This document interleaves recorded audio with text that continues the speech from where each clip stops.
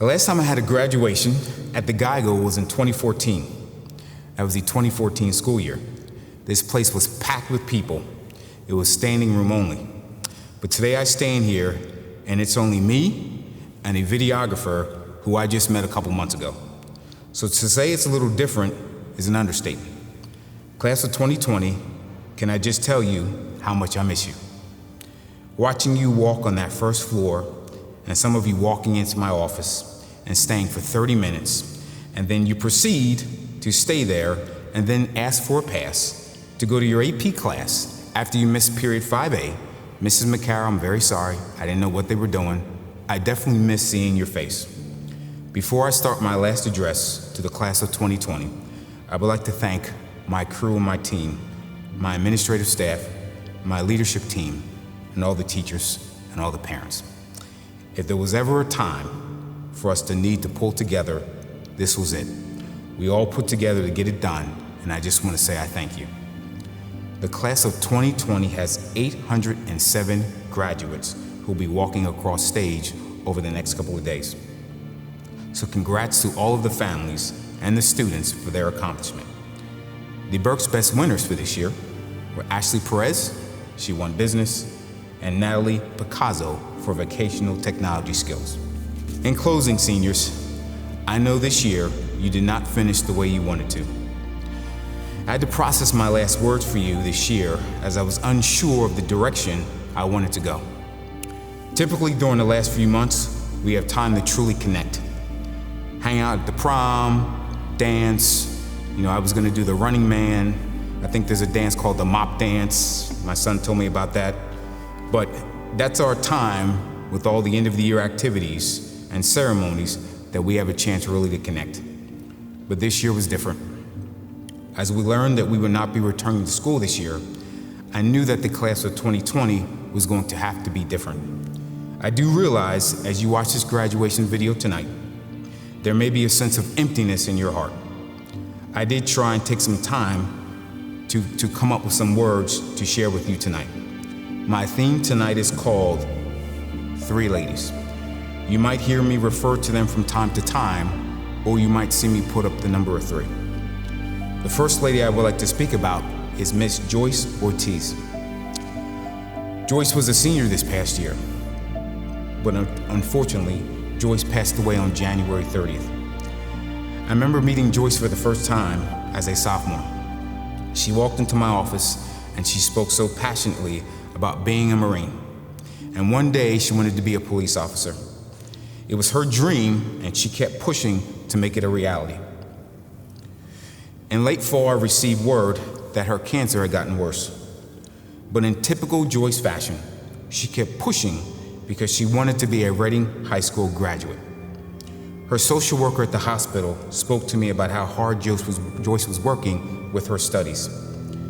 In January, her condition got worse, to the point where we had to go visit Joyce in the hospital. We gave Joyce her honorary diploma. Her guidance counselor and I held a brief ceremony for her, and we were able to give her the one thing she wanted so bad. She so badly wanted to be a Reading High School graduate. The second lady I would like to speak to you about tonight is my sister, Jessica de Blasi. Everyone knows her story with Strong 17 and her son Anthony. But I want to share with you the person who I have grown to love and respect as a person. I marvel at how well Jess handles herself and how passionate she is about her work and her students. She loves her students so much, never takes a day off, never complains, even though she has every right to get up every day and want to. Her passion for life should be bottled up and sold at the nearest store. I admire Jess for her strength and courage. She is so strong and supportive of so many people, even when I know there are days that she needs someone to be strong for her. Mrs. de Blasi is Strong 17. The last lady I want to speak about this evening is my very own mother, Betty Turman. As a young adult, I watched my mother go through the struggle of raising a son after my father passed away. The nights where she didn't realize I was outside her bedroom door, I could hear her crying as she was trying to figure out how she was going to make ends meet. But, in typical Betty Turman fashion, she figured it out. My mother is a very strong-willed individual. There were never too many situations in life where she let it get the best of her and she didn't figure it out. I've grown to admire her and her desire to get something done. She is the reason I have become the person I am today. So what is it about these three ladies that I want you to learn from as you move forward in life tomorrow? You have to know how to persevere when your back is up against the wall. There will be situations in life that are going to cause you to have to fight, scrap, and claw for everything you want to accomplish.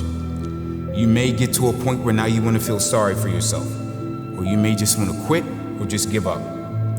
When you get to that place, what I want you to do is I want you to think about those three ladies. Understand that through struggle comes growth. Life can be very tricky, and it really is a game of inches. You go to the right too much, it's not enough. You go to the left, then it's too much. We all try to cross bridges in life. There are some days and times when we can run right across the bridge, and there are others where that bridge seems like it's going on forever, and we will never ever get to the end. So as your challenges come up in life, I want you to think about those three ladies.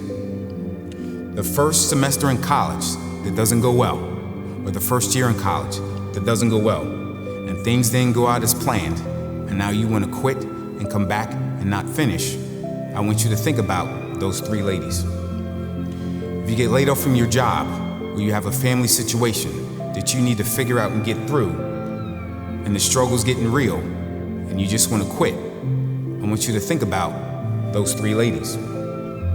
If you have a loss in life, and it feels as though you can't move on, I want you to think about those three ladies.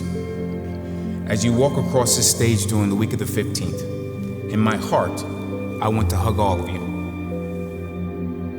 Because Dad knows he is letting 807 graduates go off in the world.